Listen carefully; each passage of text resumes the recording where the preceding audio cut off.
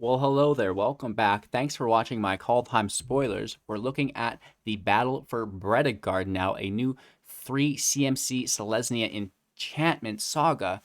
Let's get into it. Is this card going to be good? Is it going to be bad? Let's find out.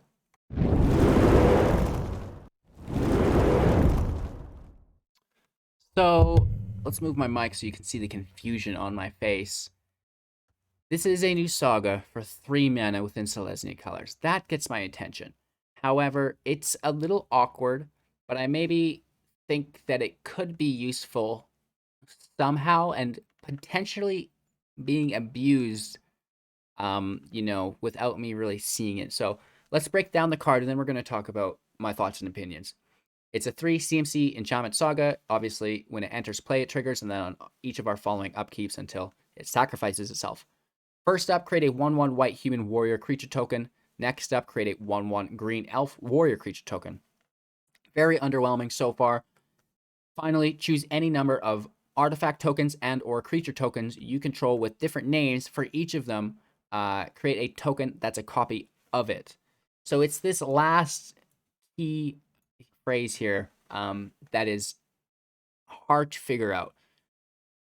We're automatically going to have a 1/1 white human warrior. We're going to have a 1/1 elf warrior. So for 3 mana, we get 4 1/1s. Base value, that's not terribly bad. We do have to wait for it, and our opponent can remove those 1/1s to kind of fizzle that last chapter. But if we just look at base value, uncontended, uninterrupted, it doesn't seem that bad, right? If we can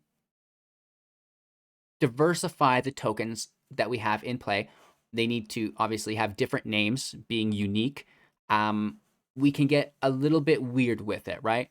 So we're going to have obviously a 1-drop and a 2-drop before this. And then we're going to have a 3-drop, or sorry, a 4-drop and a 5-drop after this, or available mana for each of those turns. So, there is wiggle room to create more unique tokens, whether it be an Arcfiend Vessel, which is awkward because it doesn't fit with the colors. Still possible, though, even though really, really weird. We could also use something maybe more relevant like Angelic Ascension. This is the enchantment for 2 that creates anything or exiles anything, creature or planeswalker, and they create a 4/4 angel. So, for that 5 mana, now we're getting 4 1/1s and 2 4/4s. So this becomes more relevant, right? We can see how the potential value for it being playable is there through the right circumstances. However, we are semi-limited to what's going on early game, right? However, if we kind of take a step back from, general competitive Magic and what's likely to happen and go into this alternative reality of what could happen, let's think of things like Nightmare Shepherd, for example. So when something dies, it gets exiled, and then you create a token that's a copy of it, right? This is a nice way to amass a high amount of unique tokens in play, all with different names, right? Because each creature now comes back as its own token. So, I think there is some hope for it within Abzan or black, green, and white as a color combination here. I also see it just doing well, obviously, in its organic colors, Selesnya, green and white. Let me know what you guys think in the comments below. What kind of tokens are you interested in copying? Another cool thing that we can potentially do is Mythos of a Luna, which is quite nice. So, there's a lot of things potentially available to us that are maybe not entirely in the realm of competitive Magic, but on that fringe jank one.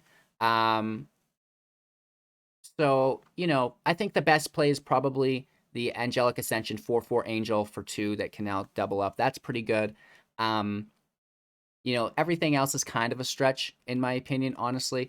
We talked about, the Forbidden Friendship. You get a 1/1 white human, and then you get a 1/1 dinosaur as well. I don't think the human is a warrior that you create. I think it's just a 1/1 white human. So they still would be unique in that fact. So, there's a few really cool things that we can do potentially here with Battle for Bretagard. Let me know what you guys think in the comments below. Also, it's limitless. Like, just thinking and starting this conversation, Shark Typhoon, the shark tokens are relatively accessible in most decks, right? So we could shift from, maybe an Abzan into a Bant token build. So I think that this could potentially go in a few places, but I'm not entirely sure. I feel like it's best used in a very aggressive deck that looks to, close out those games on turn 4, turn 5. But it also can be a pretty nice jank card when played later as well on a couple things. So let me know what you guys think in the comments below. Thanks for your time and attention. Don't forget to check out the rest of our Kaldheim spoilers, and I'll see you in a few seconds.